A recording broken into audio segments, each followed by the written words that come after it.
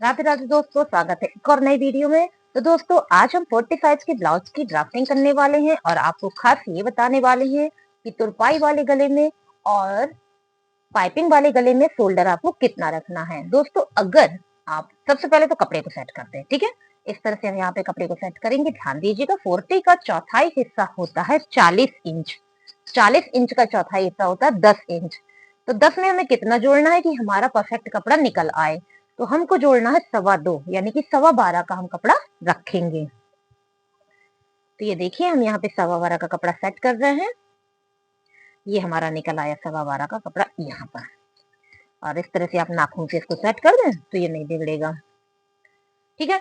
अब अगर हमें 2.5 इंच का शोल्डर चाहिए है, ठीक है, ध्यान दीजिएगा, अगर आपको 2.5 इंच का शोल्डर चाहिए तो पाइपिंग वाले में आप 3 इंच की कटिंग करेंगे और तुरपाई वाले में 3.2 की कटिंग करेंगे। ये हमेशा याद रखिएगा, तभी आपका शोल्डर 2.5 इंच का बनके तैयार होगा। तो सबसे पहले हम लंबाई का निशान लगाते हैं। 14.5 यानी कि 14.5 इंच का बनके तैयार होना है। तो 16.5 पे हमने यहाँ पर मार्किंग कर दी है। और सबसे पहला काम हम क्या करेंगे दोस्तों, आई हुक का मार्जिन ऐड करेंगे। तो यहाँ पर हमने आई हुक का मार्जिन निकाला है इस प्रकार से। इसके बाद हम गले की चौड़ाई रखेंगे। तो गले की चौड़ाई जितनी आपको पहननी है आप उतनी ही रखिए, इसमें कोई आपको मार्जिन नहीं लेना है। शोल्डर में आपको मार्जिन लेना पड़ता है। अब हमने रखना है शोल्डर। तो दोस्तों ध्यान दीजिए, अगर आप तुरपाई वाला बनाते हैं तो 3 इंच रखिए, 2.5 इंच शोल्डर बनने के लिए। ये जो हम नाप बता रहे हैं 2.5 इंच रेडी शोल्डर है। जिनको 2.5 इंच रेडी तैयार है उनके लिए ये नाप है। 3 इंच तुरपाई उसके लिए पाइपिंग वाले के लिए, और 3.2 ये है 3.2 हो जाता है तुरपाई वाले के लिए, ठीक है। तो यहाँ पे हमने रखा है दोस्तों 3 इंच, क्योंकि हम लगाएंगे पाइपिंग। और अगर हमें तुरपाई करना होता तो हम 3.2 का बनाते। तो अब हम क्या करेंगे, सीने का नाप रखेंगे जो कि हम रखेंगे 10.25। 0.25 हम यहाँ पर लूजिंग ऐड किया करते हैं फ्रंट पार्ट में, वही 10.25 हम यहाँ पर भी निशान लगा लेंगे और एक लाइन खींच देंगे दोस्तों। और यहाँ पर भी हम इस प्रकार से लाइन खींच देंगे, ठीक है। ये हमारी लाइन हो गई। अब हमें आधा इंच का शोल्डर डाउन करना है। तो यहाँ पर हमने आधा इंच का शोल्डर डाउन कर दिया है। इसके बाद रखेंगे हम आर्म होल। ये हमारा है फ्रंट आर्म होल, तो इसको हम रख रहे हैं 6 इंच का, ठीक है। बैक रखेंगे दोस्तों 6.5 इंच का। ये हमने 6 का रख के यहाँ पर एक चौकोर बॉक्स बना देना है। अब हमें यहाँ पर फ्रंट के लिए गहराई ऐड करनी है। तो दोस्तों 1 इंच से 1 पॉइंट कम हम यहाँ पर फ्रंट पार्ट के लिए गहराई ऐड करेंगे। और उसके बाद यहाँ पर 3 इंच का निशान लगाएंगे और यहाँ पर 3 इंच का निशान लगाएंगे और इस तरह से हम इनको जोड़ देंगे। ये देखिए, ठीक है। तो ये हमारा फ्रंट आर्म होल यहाँ पर दोस्तों 40 साइज के लिए बन गया है। अब हमें बनाना है गला। गला बनाने से पहले हम स्टिचिंग लाइन ड्रॉ करेंगे, ठीक है। और यहाँ पर गले की लंबाई करेंगे। तो गले की लंबाई हमको रखनी है 6.5 इंच और यहाँ पर रखेंगे 2.5 इंच और इस तरह से बनाएंगे हम बॉक्स, ठीक है। और यहाँ पर ये जो कॉर्नर तैयार हुआ, यहाँ पे हमने जिस प्रकार से गोलाई दी है तो इस प्रकार से हमें यहाँ पर भी गोलाई देनी पड़ेगी, लेकिन गले के लिए प्रोसेस अलग है। तो यहाँ पर हमने आधा इंच रखा है और यहाँ पर 2 इंच रखा है, जबकि उसमें 1.25 और 3 था। तो इस हिसाब से हमारा देखिए दोस्तों गला भी बन के तैयार हो गया है। अब बनानी है हमको बेल्ट। तो दोस्तों जितने इंच की आपको बेल्ट चाहिए हो उतने पे आप 1 इंच एक्स्ट्रा लगा करके मार्क कर दीजिए। हमको बेल्ट चाहिए है दोस्तों 13 इंच की। थोड़ा सा अलग है, चौकिए मत। 13 इंच की बेल्ट इनको पहननी है, ठीक है। तो हमने यहाँ पे 14 इंच पे मार्क कर दिया है, क्योंकि जो इनकी यहाँ की बेल्ट की चौड़ाई है वो इनने बहुत कम रखवाई है। अपनी अपनी देखिए दोस्तों पसंद होती है, उसी के हिसाब से ये ब्लाउज जा रहा है। तो हमने यहाँ पे 14 इंच पे निशान लगा दिया है और एक सीधी लाइन खींचती है। तो आप देख पा रहे हैं कि बेल्ट के लिए हमको इतना कपड़ा मिला। चलिए नापते हैं कितना है ये देखिए दोस्तों 2.5 इंच का है। तो इनकी जो बेल्ट रेडी है वो 1.5 इंच की रेडी होगी। ठीक है, क्योंकि आधा इंच यहाँ सिलाई दे रहेगी, आधा इंच यहाँ, तो 1.5 इंच हमारा निकल आएगा। अब हमें एक शेप देना है बेल्ट को, जो कि हमारे ब्लाउज को भी एक शेप देगा। तो यहाँ पर हमने 1.25 इंच का निशान रखा, 1.25 इंच का। ठीक है, और यहाँ पर हमने 3.5 इंच का निशान रखा है और इनको हमने ऐसे मिला दिया। और यहाँ पर हम सीधा रखेंगे क्योंकि ये तो हमारा आई हुक का मार्जिन है। ठीक है, अब हम यहाँ पे आते कटिंग वाले पोर्शन पे। तो यहाँ पे हमने आधा इंच रखा और यहाँ पर हमने 3 इंच रखा है और इनको हमने ऐसे मिला दिया। तो देखिए दोस्तों बेल्ट को एक नया शेप मिल गया। और इसी आकार से हम कटिंग करेंगे तो हमारे ब्लाउज में फिटिंग भी बहुत अच्छी आएगी, हमारा पफ भी बहुत अच्छा तैयार होगा। अब ये जो हमने 3.5 का मार्क किया था, इसी मार्क से हम यहाँ पर प्लेट लगाएंगे, जो हमारी मेन प्लेट होती है। उसके लिए दोस्तों अंदाजा मत लगाइएगा कोई भी नाप, क्योंकि हर साइज अलग अलग होते हैं। तो अगर आप बॉडी के मेजरमेंट के हिसाब से प्लेट लगाएंगे तो दावा है हमारा कि कभी भी फिटिंग गड़बड़ नहीं होगी। जहां पे बेल्ट की सिलाई होती है वहां पर आप नाप ले लें। अगर आपके पास ब्लाउज नहीं है तो बॉडी से मेजरमेंट कर लें। ठीक है, तो यहाँ की तो इनकी 40 है दोस्तों, लेकिन यहाँ का साइज है इनका 32 यानी कि 32 का चौथाई हिस्सा होता है 8 इंच। तो यहाँ पर हमने 8 लगा दिया। ठीक है, साथ ही हम कमर का भी निशान लगा दें। तो यहाँ पे जब इनका 32 है तो यहाँ है इनका 7.5, यानी कि 30 इंच की इनकी कमर आ रही है।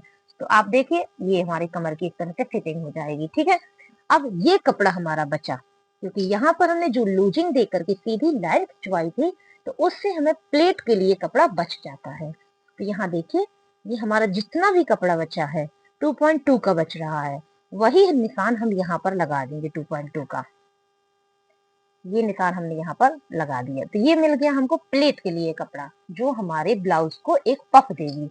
इसमें रखा हमने मेजर टेप इस प्रकार से और इसको आधा करके सेंटर मार्क निकाल दिया है। और यहाँ पर हमने 2.2 की एक सीधी लाइन खींचनी है। तो बना देंगे हम यहाँ पे ट्रायंगल, एक त्रिभुज बना देंगे। इन्हीं पे हमारी सिलाई होगी और इसी से हमारे ब्लाउज को एक पफ का शेप मिलेगा।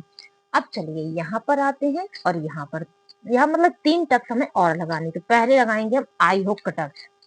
यहाँ से यहाँ तक मेजर टेप को रख के आप इसका निकालिए सेंटर मार्क और यहाँ पर 3 इंच की सीधी लाइन खींचिए।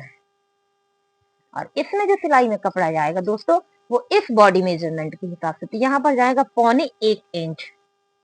ठीक है, तो इस प्रकार से आप सिलाई लगाइएगा कि 1.25 इंच कपड़ा खर्च हो।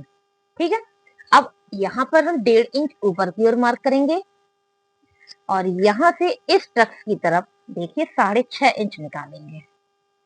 ठीक है, 6.5 इंच और यहाँ पर आधा इंच इनका सिलाई में जाएगा इस प्रकार से।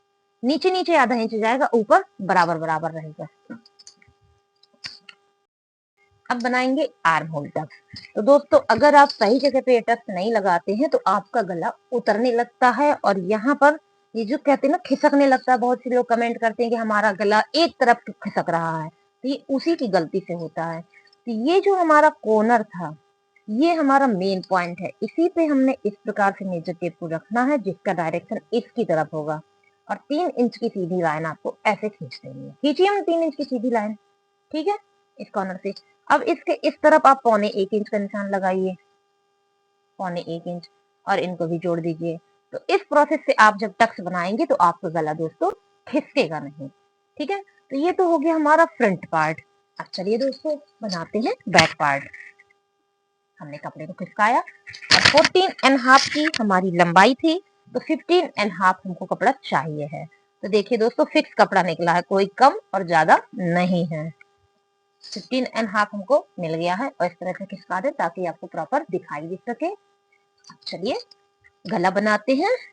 यहाँ पर जो गले की चौड़ाई है वो है 2.5 इंच की, शोल्डर की चौड़ाई है 3 इंच की जो कि हमारा पाइपिंग वाला है।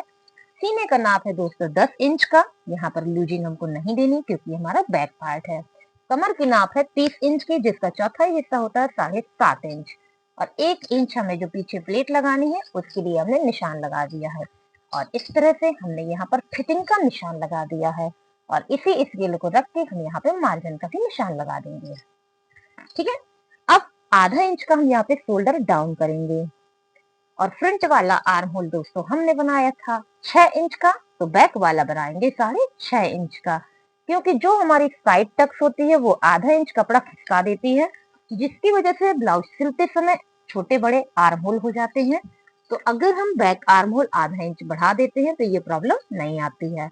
अब यहाँ पर हम गहराई देंगे 1 इंच की, और यहाँ पर 3 इंच, और यहाँ पर 3 इंच, और कुछ इस तरह शेप देते हुए हम इनको बना देंगे। देखिए दोस्तों, कुछ सेकंडों में ही बैक पार्ट का शेप यहाँ पर बन चुका है। अब गला बनाना है तो स्टिचिंग लाइन कर देंगे। ठीक, अब हम यहाँ से नीचे की ओर 10 इंच का गला बनाएंगे, और दोस्तों थोड़ी सी चौड़ाई हमको यहाँ पर बढ़ानी है। यहाँ हमने रखा 4 इंच और बना दिया बॉक्स। अब इस 4 इंच पे ये लाइन यहाँ तक आएगी, जल्दबाजी में थोड़ा सा यहाँ चलेगी। ठीक है, स्केल से आप सही करिएगा। और यहाँ पर हमने 1 इंच का मार्क किया है और इनको हमने ऐसे मिला दिया। देखिए कितने इजीली हमारा यहाँ पर गला बन चुका है। अब बनानी दोस्तों टक्स। तो टक्स के लिए ये जो हमारा शोल्डर है इसका लेंगे हम सेंटर मार्क। सही दिशा पे टक्स लगाने से कभी भी हमारा ब्लाउज खिसकता नहीं है। अब यहाँ से यहाँ तक की हम दूरी निकालेंगे।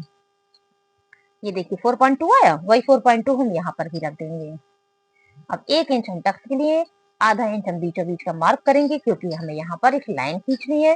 5.5 इंच की हमने दोस्तों यहाँ पर लाइन खींची है, जिसमें हम 2 इंच की सीधा निशान लगाएंगे, क्योंकि जो हम प्लेट लगाएंगे उसकी 2 इंच हम सीधी सिलाई करेंगे, फिर हम तिरछी सिलाई करेंगे। दोस्तों 2 इंच सीधी सिलाई क्यों करते हैं? यहाँ पे 2 इंच का कपड़ा हमारा सीधा हो जाता है, और यहाँ पर भी 1.5 से 2 इंच का कपड़ा हमारा सीधा हो जाता है। तो जब दोनों तरफ के कपड़े सीधे हो गए तो ब्लाउज एक कसाव पकड़ता है, तो हाथ ऊपर करने में आपका ब्लाउज खिसकेगा नहीं, ना ही ऊपर की ओर चढ़ेगा। तो दोस्तों बैक पार्ट फ्रंट पार्ट दोनों हमने आपको बताए हैं। अगर आपको अच्छे लगे तो प्लीज लाइक शेयर कमेंट जरूर करिएगा। आज के वीडियो में खास रखा था हमने आपको पाइपिंग वाला और तुरपाई वाला गला में शोल्डर कितना रखते हैं। तो दोस्तों वीडियो देखने के लिए बहुत बहुत धन्यवाद। Thank you for watching. Please subscribe my channel.